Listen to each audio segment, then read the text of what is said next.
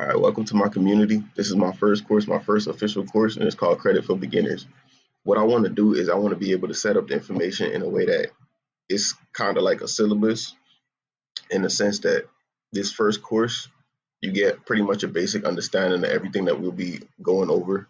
Um, all the relevant information that you'll be hearing in further courses, kind of like a prerequisite in a way. So, like, I want to give you the basic rundown of credit, the basic rundown of trade lines, um, the framework that we go over to improve your credit score, stuff like that.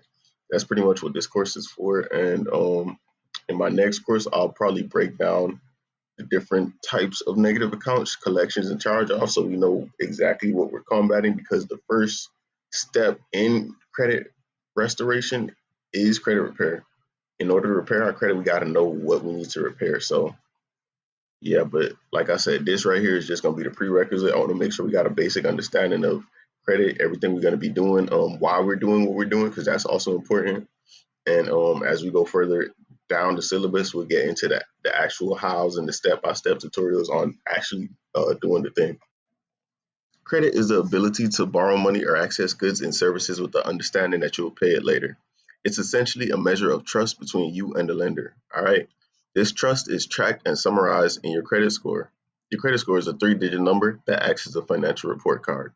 Your credit score and your credit history are used by many organizations to make decisions about you.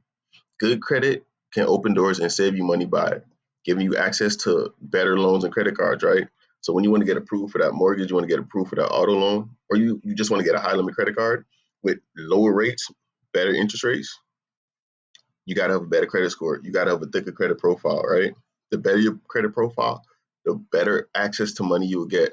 It's expensive to have bad credit.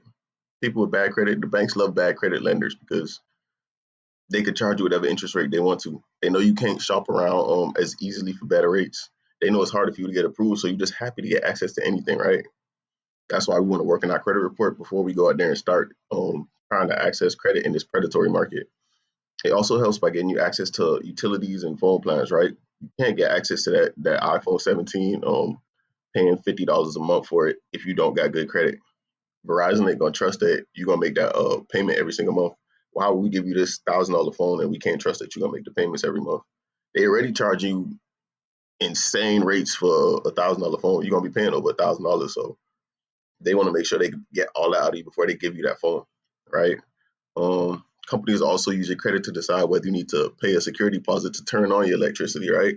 Or sometimes you might be applying for an apartment. You know, they pull your credit report. Some apartments do pull your credit report as well as your rental history. When they pull your credit report, if you don't have a strong credit score, they're going to ask for a deposit. And in some instances, you don't even get that deposit back. All right. And even employment, some employers do ask for your credit report. If you are trying to work in any of those financial fields, anything you're being trusted with money, they're definitely going to pull your credit report. So in short, building and maintaining good credit is not just about borrowing money, but it's about creating financial opportunities and stability for you in your future, right? It's a lot easier to get access to a $10,000 credit card than it is to save $10,000. And that could just be your savings account. That could just be your emergency savings credit card. All right. So you want to think about these different opportunities you get access to just by having good credit. It's not just about having a good score, bragging about being in the 800s. Think of your credit report as your official financial transcript created by the three major credit agencies. We call them CRAs, credit agencies. They're not credit bureaus. Bureaus are government mandated organizations. TransUnion, Equifax, and Experian, these are private companies. They get paid to buy and sell your information, right?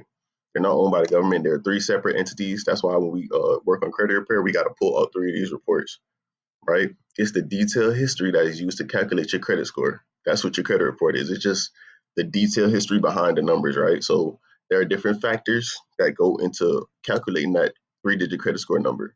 We'll go over those factors in the next slide. But lenders look at this report, they look at the full credit profile to get a full story of how you manage your money. So they don't just want the credit score. When you apply for new lines of credit, they're not just looking at your credit score, they're looking at the entire credit history. They want to see what made up that score, right? Um, a quick rundown of what is inside your credit report is one, your personal information.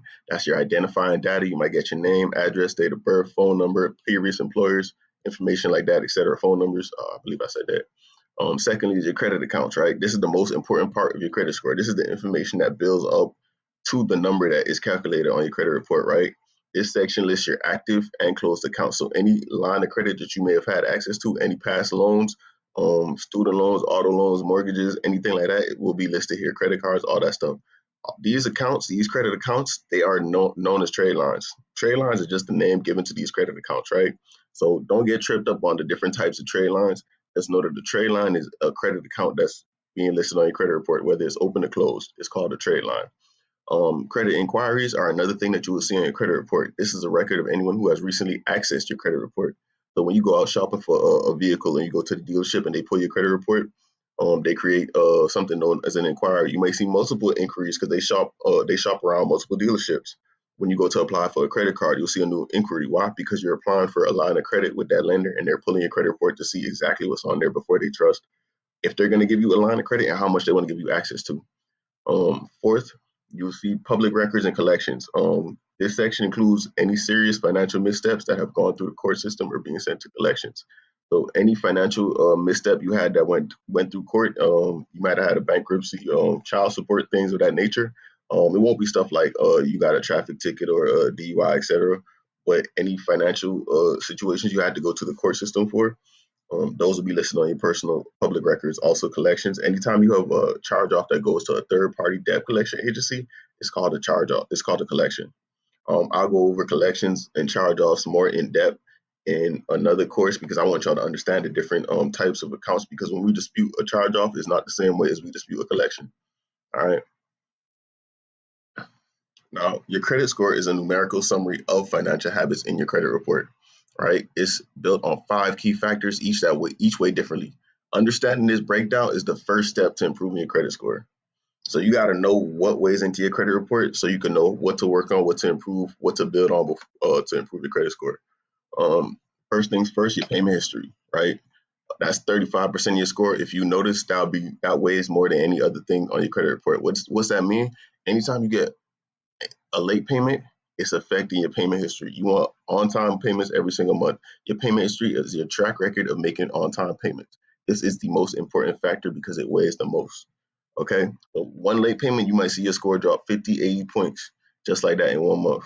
Secondly, credit utilization, aka your amounts owed. That's 30% of your score. That's the second most important. It is how much available credit you're using, right? So let's say you only have one credit card, and that credit card has $1,000 limit. If you use $500 out of that $1,000, you're at 50% credit utilization. You don't want to be at 50% credit utilization. You want to be the lower the better. Ideal utilization is below 10%, anywhere from 1 to 10%, right? But sitting under 20%, you'll be able to survive. Length of credit, aka credit age, that's 15%. So that's the average age of your credit account. So they take the age of all your credit accounts and they average them up. That average age is your credit age, right? The older the better, because it shows lenders that okay, you've been in this game for a while now. You being financially responsible for a while now, or irresponsible. It depends on the type of trade lines you have on your account. Next up is your credit mix. This is the variety of your credit accounts, right? They want to see that you have different types of loans. You're not just somebody that took out 20 credit cards and that's the only thing you have access to. You might have 5 credit cards, but you also got a personal loan, a student loan, and an auto loan, right? That shows different types of credit. That shows you're a more flexible consumer, right? Um, New credit, also, that's 10% of your score. How many new accounts you recently applied to or before, aka it relates to your inquiries, right? They don't want to see that you're constantly shopping around for credit, constantly trying to get access to new lines of credit, constantly getting denied. It makes you look like a more risky lender. They want to see a more stable financial situation, whereas you might have had your credit card for a few months to years and now you're looking for a new credit card. They don't want to see, okay, you just got an auto loan last year and you're applying for a new one at the start of a new year. Um, so things like that. With your credit score, you want to focus on the big pieces always. That's going to be paying your bills on time and keeping your credit card balances low. Just those two factors alone count up for 65% of your credit score. Okay, so once you keep those two factors in check, you're going to constantly be building up your credit score month by month. All right, so trade lines. We spoke about trade lines earlier, and I know there's a lot of confusion when people hear the word trade line because of how it's marketed on social media. But a trade line is simply the building block of your credit report, right? So if your entire credit report was the house, the trade lines will be the individual bricks that build up the house. Okay, so each trade line is a specific record of your credit account. Every time you open a new credit card, take out a loan, get a mortgage, a new trade line is opened on your credit report. Lenders use these trade lines to see your actual financial behavior in detail. So remember the different information that we said is listed on your credit account. They're looking at this information to see to get record of your spending habits. Each trade line is a rich source of data. Here is where you'll typically find your creditor's name, account type, account status, whether it's open or closed, payment history. Remember, we said 35% of your score, credit limit. So that's how much access to credit that one trade line gives you. If it's a $5,000 credit card, that means you have a $5,000 trade line. If it's a loan, if it's a $10,000 loan, that means it's a trade line of $10,000. Even though it's not a revolving line of credit like a credit card, it'll still list that amount listed there. Your current balance, of course. If it was a loan, it'll list how much you owe on it. If it's a credit card, it'll list how much you have spent on that credit card so far. Account open date, that's just more information to keep record of. Credit, that gives you the age of credit. Remember, that's 15% of your score. A responsibility, meaning that are you the original or opener of the credit account, or are you just listed on as an authorized user in someone else's trade line, right? So that's when we get into the difference between primary and authorized user trade lines. That's where you say a responsibility, who is responsible for the account, right? Trade lines directly influence the 5 factors that make up your credit score. Positive trade lines help your score while negative ones hurt it. So once you have a trade line with late payments, that's going to hurt your score. If you got a trade line, it's a credit card with a high balance. Remember that $1,000 limit, but you got a balance of 800. That's going to hurt your credit score overall. So we got to pay attention to the information that's listed in these trade lines. Okay, a strong credit profile is built on having several old, well-managed trade lines that tell a consistent history of on-time payments and low balances. Okay, we want to show them that we pay it on time month after month and our balance is kept low. Every trade line tells a story, and make sure yours is telling stories of responsibility financially. Right? Remember now, our credit report is just a record of our financial decisions. Every trade line is seen as either positive or negative by lenders. And the thing is, one negative remark on these trade lines will make that account negative in the eyes of a lender. So let's say you have a trade line with 5 years of payment history, right? All paid on time every single month, but you got one late payment last month. That trade line is going to be a negative trade line because that one late payment is going to affect that entire account negatively. Now, the older the late payment, the less it weighs on that credit score. However, it still affects you up to 2 years on your credit report. So when lenders look at your credit score and they look into these individual trade lines, they want to see that in the last 2 years, 24 months, you had on time minimum payments every single month. If not, you're looking at affecting your ability to get access to new lines of credit. Not only that, but you're getting higher interest rates. All right, you paying more, less bang for your buck. So understanding the difference between a positive trade line and a negative trade line is key to a great score, because if we have any negative account on our credit report, any negative remark, we got to get that removed. When we in the business of shopping for credit, when we in the business of applying for new lines of credit, improving our score, we got to remove those things. We could wait 7 years to get a charge off removed, or we could just start the process, right? Start the repair process and do our due diligence and get it off in 30, 60 days. A positive trade line is a score booster, and it is one that is managed responsibly over time. It shows lenders that you are a reliable borrower. This looks like a long history of on time payments, credit card balances that are low compared to your credit utilization, a mix of different account types. Remember, we said credit mix is very important. Credit cards, student loans, auto loans, different things, all in good standing, and older accounts that show a long and stable history, right? So negative trade lines are score droppers. Remember, we said any negative remark on your credit report makes it a negative trade line. This indicates that you have had trouble repaying debt as agreed. Why would a lender want to give you more access to funds if you're having trouble paying for the funds that you already have access to? These can stay on your report for, like we said, up to 7 years. Statute of limitation varies in your state. Most states have that 7 year statute of limitation, but they have a significant impact on your ability to borrow. One charge off can make it significantly more hard to get approvals compared to somebody that just has, let's say, no credit, right? The different types of negative accounts are accounts and collections, foreclosures, repossessions, of course, bankruptcies, charge offs, and late payments. We don't want any of those in our report. All right.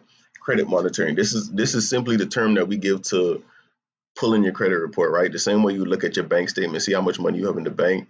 Every single month, you want to check your, every time you get paid, you want to look at your check, see how much it was, your direct deposits. It's the same thing with your credit. Every single month, you get different accounts have different statement dates.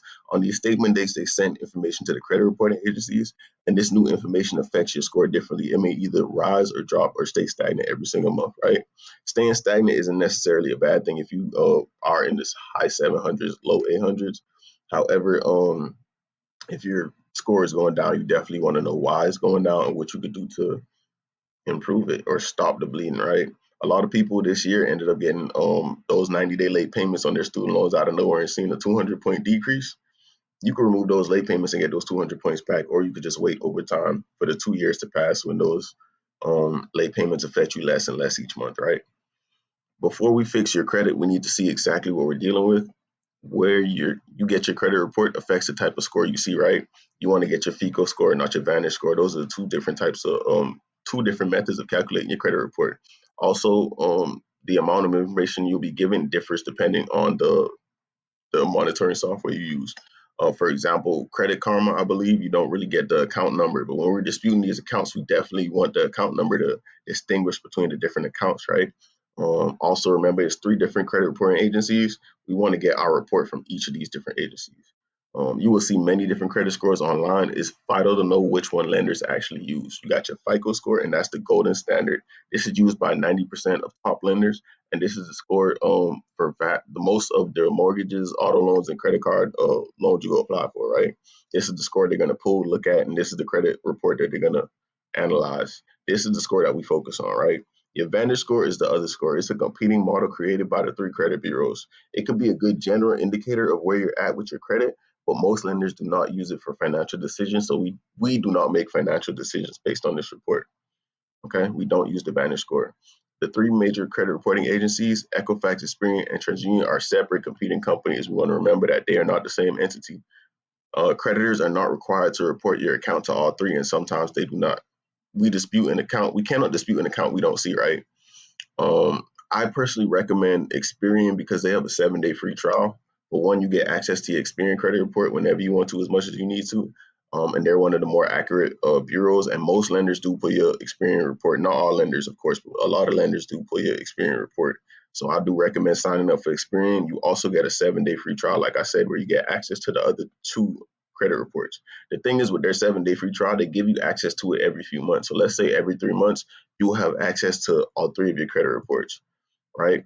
Um, Not only that, you could get. Oh, they also give you a FICO weight score. Like I said, we want to get our FICO weight score. Identity IQ is another good website you can sign up for.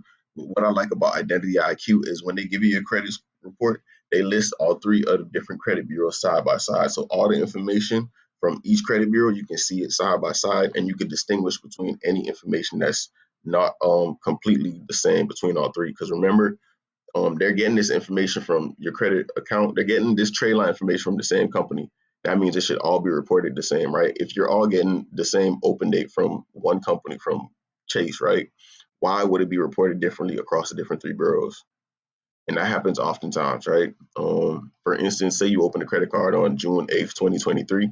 A lot of times, Experian and Equifax will say June 8th, and TransUnion will just say June 1st. Why would you? That's not the same date. That's a discrepancy. That's an inaccuracy. All right. If y'all investigate and y'all keep that inaccuracy there, guess what? Y'all just violated my rights. We're gonna get into that later on. But like I said, Identity IQ is also good. They have a $1 trial for 7 days. That's good to sign up for, so you can just get access to that credit report. You want to go ahead and save it. If you don't want to pay for the monthly membership after the trial is up, you can just save that report and you have access to seeing that whenever you need it. All right, so let's get down to the nitty gritty. My 3-step credit restoration framework. The whole purpose of this course is because, well, the whole purpose of this community is because I want people to be able to look at their credit situation and be able to improve it themselves. Not everybody can pay for credit repair. Not everybody has the ability to put aside those funds. But if you don't have the money, you gotta have the time. If you don't got the money or the time, maybe you just want to keep that. You want to wait the 7 years. That's on you. But if you're ready to make a change today, you wanna see a change in your finances, your ability to access and maintain credit. You gotta You got to go through the process. It is a process, right? It's not overnight. It's not a 4-day process. It's I can't just sit here and say it's a 30-day process, because when we repair our credit, we we're waiting on a response from the bureaus. They're gonna take their own sweet time to respond to you, right? The longer they take to respond is the higher your chances of getting that account deleted, because they're probably digging deeper for information to verify that account. Um, so, all right, let's get into it. If you're tired of being denied for loans, paying high interest rates, or feeling like your credit score is holding you back, this is where you need to be at. Forget all the overwhelming advice and confusion you see online, right? I'm trying to condense this information, this entire credit restoration process, into a simple, proven 3-step process. Okay, like I said, this is proven. I've seen it. It has worked for me, and I've seen it work for friends, family members, and the clients that I've gotten so far. You don't just fix your credit. You're not just deleting the negative accounts. You build a foundation that sets you up for a lifetime of opportunities, right? So remember, we said credit age is important in your all the different factors that build your credit report. We got to build on those factors to build a thick and healthy credit report, so that when we start applying for these financial products, when we start applying for new lines of credit, these lenders can see, okay, not only does she not have any, she does not have any negative accounts, they also have a history of good credit, good trade lines, good on time payments, a good mix of credit, et cetera, et cetera. So the 3 steps you're about to begin are: step one, that's credit repair. That's when we give ourselves a clean slate. All right. Step two is the foundation. That's credit building. That's when we start giving ourselves good trade lines, good healthy age trade lines. And step three, the reward. That's when we actually go out and start applying for new lines of credit. That's when we go out and we start applying for funding. Right. So let me break down credit repair. The goal of credit repair is just to remove the negative items that's dragging down your score.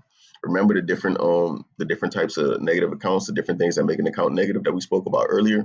When you pull your credit report and you monitor your credit, you will see these different negative accounts. All right, the different remarks that make the account negative. These are the accounts we got to remove. If we don't remove the account, we got to at least remove the negative remarks. So, for example, you may have a late payment on a student loan. You don't want to delete the entire student loan because it's a good account. If you just delete the late payments, you keep access to all that payment history. You keep access to that credit edge, right? You just remove that one late payment, so it no longer makes that account negative. It's now a positive trade line. Um, so what you do in this credit repair phase is where you go into offensive.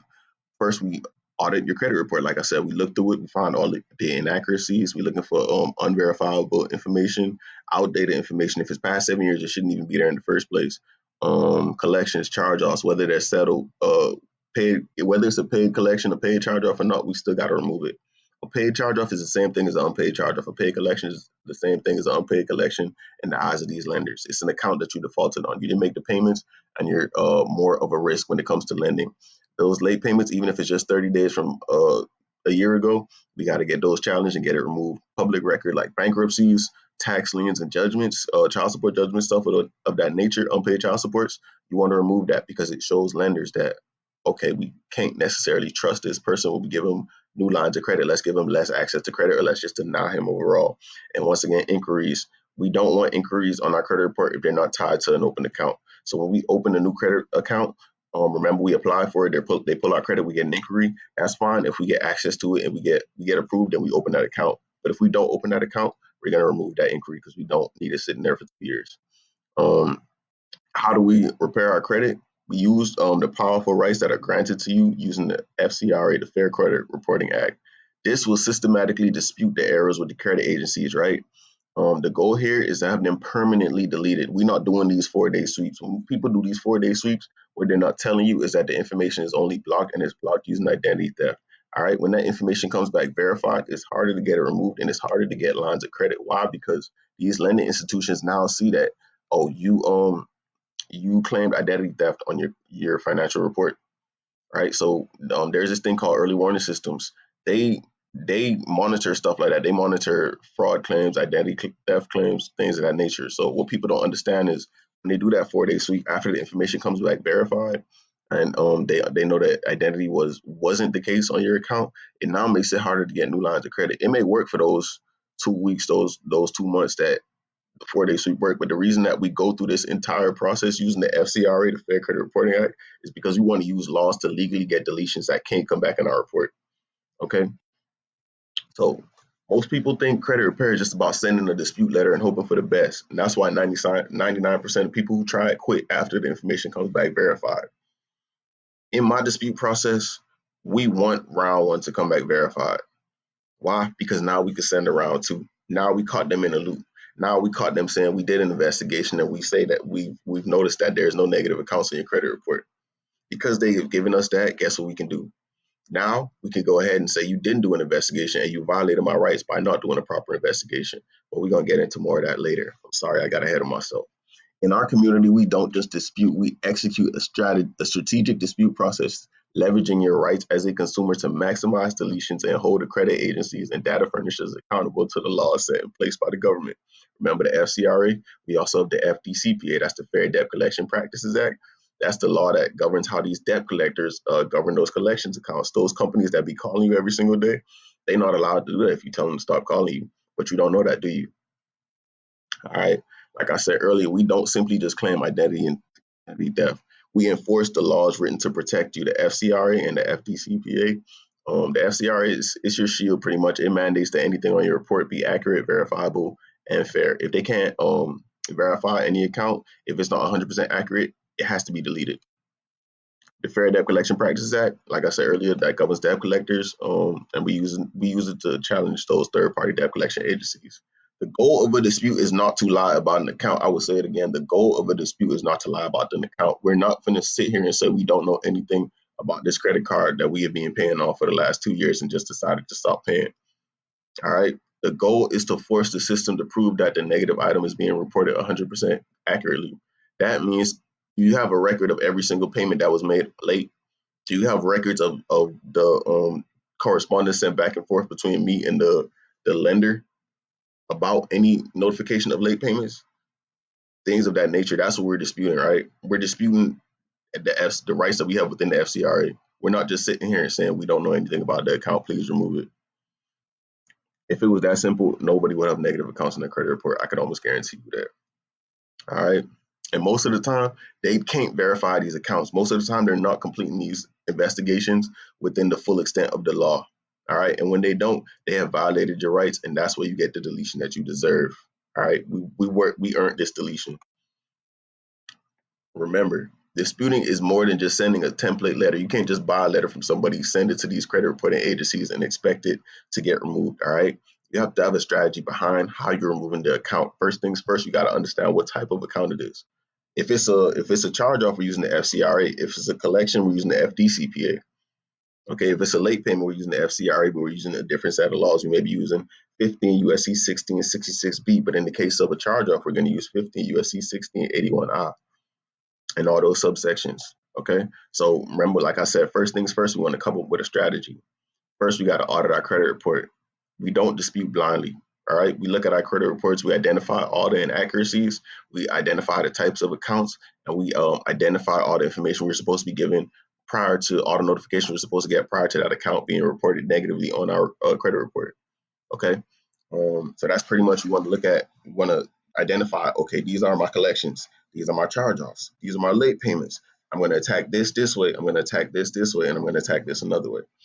You want to craft the disputes, all right? So once we separate the different types of accounts, we want to dispute based on that type of account, right? The dispute is tailored based on that account and based on the inaccuracies within that account, all right? I might have an account that's been on my credit report for 8 years. That dispute is simply, hey, look, statute of limitation states that this report should only be here for 7 years. Could you please remove this account? It's been here for 8 years now. It's violating my rights and it's hurting my ability to maintain credit. Okay, it's as simple as that.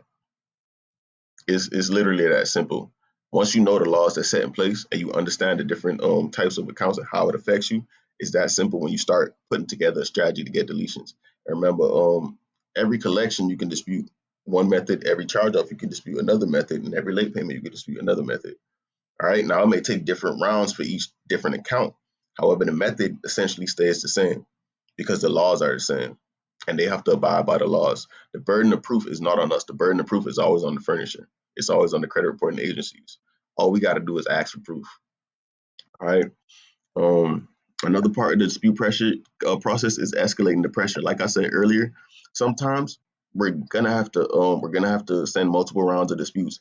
Each round of dispute gets more aggressive. So in my first round, I might just ask for an investigation. In my second round, I'm gonna ask for more notifications and correspondences that transpired in this investigation. I might ask for all the emails that you sent back and forth with the data furnisher. How did you get this information? How did you verify my account? What's the method of verification? Send me the name and the phone number of anybody that you spoke to so that I could verify with them myself. You know what I'm saying? And all this information is listed out in the FCRA. You're entitled to this information when they complete these investigations. Okay, this is what constitutes a full legal investigation. Check it out, 15 USC 1681I. Just read it for yourself and understand. Just understand some of the laws that's set in place to protect you, the consumer. Okay, we can even threaten to sue. All right. So once they violate our right, the FCRA states that we're entitled to $1,000 per violation So any inaccuracy on that credit report, that's a singular violation. That's $1,000. If they got multiple inaccuracies, they got multiple violations. So if you want to take it to the extent of suing in court, you can take it to that extent. All right. But the thing is, once you start threatening to go to court, these credit agencies, they start taking you more seriously. Why? Because remember, like I said, these are just private companies that they gain monetary value from buying and selling information. So if you're threatening to sue me for your information and I'm losing money, I'm gonna just delete the information. That's the best way to protect my company and my investors. All right. This strategic and legally grounded approach is what separates this method from the rest, and it's the key to successfully completing the credit repair process, getting you that clean slate. Okay. Now, I just want to give a quick rundown of the CFPB. The CFPB is the only government mandated credit bureau. The word bureau means is mandated by the government. So remember now, these three different agencies and CRAs, private companies. All right. A lot of people get stuck in this psychological thing where they feel like, okay, because the information come back verified from these credit bureaus, that there's nothing I can do. Remember, these are private companies and they have to report your information 100% accurate. You're the consumer, you got the power. Okay. The Consumer Finance Protection Bureau, they do exactly what they say they are. They protect the finances of the consumer, and you are the consumer. Okay. Now, I send in all my disputes through the CFPB. I'm gonna tell you why right here. While you can use certified mail, I have found that the most efficient and powerful method to file your dispute is through the CFPB. The website is as listed. You want to go over there and you want to create an account. Why? Because why not? It's the CFPB, Consumer Finance Protection Bureau. They're here for you. You got negative accounts in your credit report, and you feel like you want to get them removed because you don't want them to be there. We going through the CFPB. Why we go through the CFPB? For one, they create an irrefutable paper trail. Okay, everything is digital nowadays. It's 2025. We don't necessarily need paper records. We don't necessarily need paper records to go through the court. We can go to the court with a list of emails. We can go to a court with a document from the Consumer Finance Protection Bureau showing them the different complaints, the data complaints, the attachments in the complaints, the responses, the denials, et cetera, et cetera. Okay. Although we can do the same thing with certified, stamped, written out mail letters, it's a lot quicker and a lot easier going through the CFPB. It forces a higher level of scrutiny with your dispute, right? Your dispute doesn't just get thrown into some automated standard bin, right? Where they get all the online disputes and all the certified mail disputes. It's handled by a team that understands that this dispute is going to be going through the government. Remember, the CFPB is a government mandated institution. Get you speed and efficiency, right? So instead of waiting on your letters to go to the mail to the company, them to actually get it, process it, and then start the dispute, we're going through the CFPB. The information is almost instantaneously sent to the credit reporting agencies, right, or the lender, right? When you submit your dispute through the CFPB, you also get an email that says your complaint has been sent to the company. So first, your complaint is sent to the CFPB to their portal, and from their portal, they sent it straight directly to the different credit reporting agencies and the lenders. All these agencies and lenders are listed with the CFPB. I haven't personally came across any lender, any financial institution that has not been listed with the CFPB. All right. And it also gives you leverage. You're not just a consumer anymore now versus a $1 billion corporation, $1 billion bank. Now you're a consumer with the government bureau sitting in your corner watching you, right? They know that when they respond to this dispute, it's being added to a government database. So if they just throw this dispute aside for frivolous reasons, that's going to be stacked up in cases against them. They don't want that. All right. So in my community, I'll teach you step by step how to file a complaint through the CFPB. I'm gonna show you exactly how to use the CFPB to get your complaint to these agencies and who you want to send it to. Right. This will trigger a formal investigation of any item that we challenge using the FCRA and the FDCPA, and it uses these legal backgrounds, like I said, to get our removals. All right, so credit building. Remember, it's the second step of the credit restoration phase. After we make our disputes, send out our disputes through the CFPB, whether it's 1 round, 2 rounds, 3 aggressive rounds, it may even take us 5 rounds in some accounts to get these removals, right? Those are rare cases, but it may come where you have an account where you need 5 rounds of disputes to get it removed. If that's the case, so be it. Once we get all these accounts removed, we have a clean credit report. We want to start building our credit report. The goal here is to construct a powerful, positive credit profile that demonstrates you are a low risk and trustworthy borrower, right? With a thin and weak profile, we need to start building it up. No credit is the same as bad credit. Okay. We need to fill our report with positive payment history, good trade lines, and some credit age. We want to age these accounts. This process is all about adding the right kind of trade lines and maturing them, right? What we focus on here is adding primary trade lines. Remember when we spoke about responsibility earlier? Although we can add authorized user trade lines to our account, but one day only usually lasts 1 to 2 billing cycles. And secondly, if you don't have any primary trade lines, these lenders can see that every account that you have, you're not necessarily responsible for because it wasn't open to your name. All right. A primary trade line is an account open to your name where you're the primary responsible party. All right. We strategize on the best types of accounts to get as far as primaries, which can include secured credit cards, which is different from a regular unsecured credit card. We'll get into that later. Rent reporting accounts. The thing I love about rent reporting accounts is because we can backdate our accounts up to our 18th birthday. Okay. So if you're say 30, right, and you get add rental karma to your report, you can backdate your rental karma report, your rental karma reporting age. What, that's 12 years. All right, that adds 12 years to your credit age. All right, so when you mix up all your different 8 different accounts, although you may have a bunch of new accounts, you got 1 or 2 accounts that got that 12-year credit age. That increases your average credit age. Okay, that's some sauce right there. Also credit builder loans. You want to look at Credit Strong. You want to look at Self, Kobo, Boom Pay, et cetera, et cetera. Um, those also help your credit report because they add more payment history. Okay. Establishing positive payment history, like we said, keep making on time payments when you open these new accounts. You pay on time every single month. Every month that you pay on time, you add 1 month of positive payment history. The more months you get, the stronger your profile. The thicker it is, the stronger your foundation. Like I said, understanding credit age. We'll discuss um, how to age certain accounts. Like I said, these rent reporting accounts, we can age those, right? And also how to manage adding new accounts without hurting your score in the long term. All right, this really pretty much is the construction phase, and we are laying a foundation for positive financial behavior. Okay, so this is the point where you have to be disciplined and responsible. No more late payments. All right, you can't get a credit card and you can't get a secured credit card and just swipe it up to the max. If you get a $500 secured credit card, you still have to treat it as if you had a regular $500 credit card. The usage is not going over 20%. Okay, you paying on the statement date, not the due date. Those are some things to know. Credit building, like I said, know your statement date versus your due date. Your statement date is the date that the balance on your line of credit is reported to the different agencies. So that's basically your utilization date. That's the date that they calculate they record the utilization and send it to these credit card companies. Okay, not necessarily the due date. The due date is simply the last possible day that the lender will accept your payment without the charge of a late fee. Okay, 30 days after your due date, if the minimum payment is not made, you require a late charge, a 30-day late. Okay, if 60 days go by, you still haven't made that minimum payment since that first due date, now you have a 60-day late. Okay, even if you pay a portion of your minimum payment, if you do not make the full minimum payment on your due date, it constitutes not only the late fee, but it constitutes as a 30-day late after 30 days have passed. You also want to keep your utilization low. Like I said, the magic number is about 20%. Okay, the lower the better. For an elite score, you want to keep it under 10%, anywhere from 2 to 9%. You want to keep it above zero, of course, because it shows that you're using the credit. If you're not using the line of credit, it's not going to affect your score at all. But you want to show that you're using it, but you're keeping it low. You're not over leveraged. Um, Make sure you pay down your credit card balances by the statement date, right?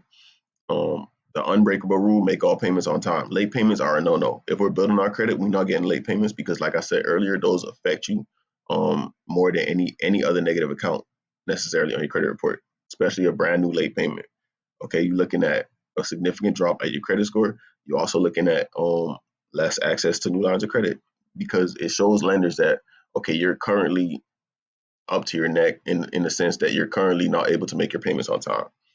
Um, Last but not least, manage your hard inquiries, right? We're not going out and applying for a bunch of new lines of credit because we can. Just because we fixed our credit and we're able to get approved, we're not just going out getting approved for a bunch of low limit credit cards, right? We want to make sure that anytime we apply for a line of credit, we're getting access to the best possible line of credit. Okay, if we're applying for a credit card, we don't just want a simple $200, $300 credit card. We want to put ourselves in a position to be able to get the higher limit, the higher access. Okay. Um, when we go to a lender to get a vehicle, we don't just want to go and get our credit pulled through various different lenders. We want to get a pre-approval to a bank. We want to go to our bank where we get the best possible rate and we get a pre-approval so we can just go to the dealership and just shop for a car. We're not shopping for financing. That's why we build our credit. But all that goes into the funding process, right?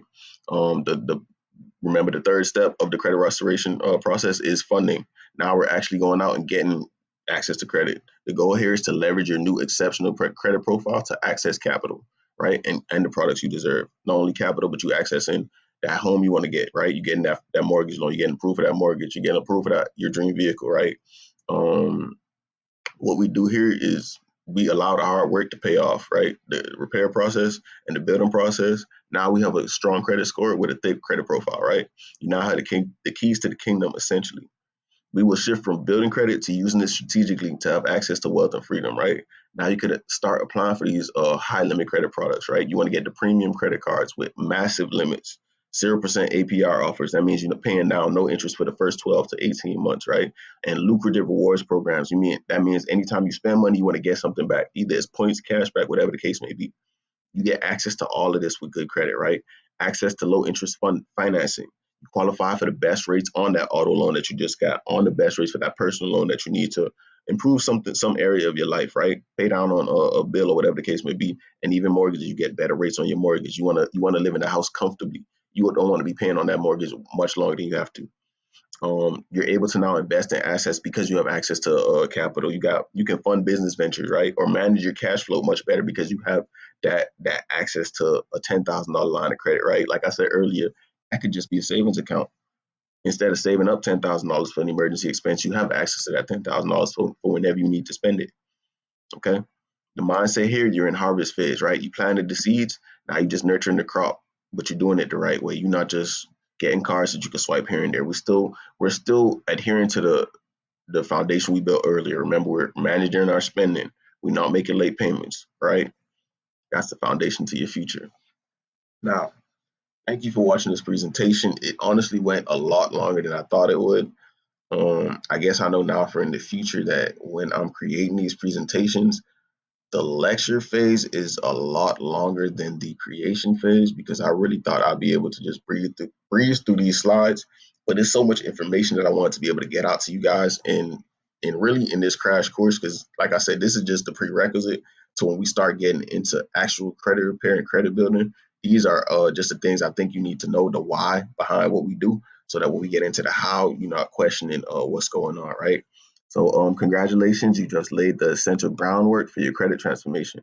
Hopefully, you now understand the three-step framework that will guide you from denials to funding. You can distinguish between positive and negative trade lines. You know the critical importance of monitoring your FICO score, right? Across all three bureaus, not just one or two. And you've learned the habits that will build your score not only for this process, but for your lifetime. Most importantly, you now see that it's not about magic, it's not about loopholes. Not just certain people can have good credit, right? Everybody can have good credit once you follow these steps. Repair, build, fund. All right. It's all about the knowledge and the strategy and consistent action. Okay. When we're going through the credit repair process, we don't just want to stop after one dispute. We want to keep disputing, want to keep going. All right. Um, like I said, in my next slide, I'll distinguish between my next course. I'll probably distinguish between charge-offs and collections, so that when we actually go into the credit repair, like when we get into the how and the what to do, you know the different types of accounts. It's easy to identify just an open account with a late payment. Okay, it's a bit more detailed to identify the difference between a charge-off and a collection because a lot of times you can have a charge-off and a collection for the same account, but when we dispute, we have to dispute both. That happens a lot with repossessions. All right, you get a vehicle repossessed, even though the original creditor, they might sell the vehicle and sell the account to a collection agency, it'll still report on your credit report with a zero balance. So in order to remove that repossession, we have to remove the charge off and the collection. And remember, the way we dispute a charge off isn't the way we dispute a collection. But once again, I just want to thank y'all for joining my community. If you learned anything from this course, just go ahead and make a general discussion post. Let me know what you learned. Let me know what's not clear, what I didn't go over in depth in this course, so I could improve not only this course but my future courses. And like I said, I want this community to be um, not just a hub of different information, but a hub of exactly how to get through the process. I want once people go through my syllabus of courses that they have everything they need. All right, it's not just oh try this letter, try this template. We're doing this, we're doing that, and this is why we're doing it. And yeah, thanks for watching my video, man.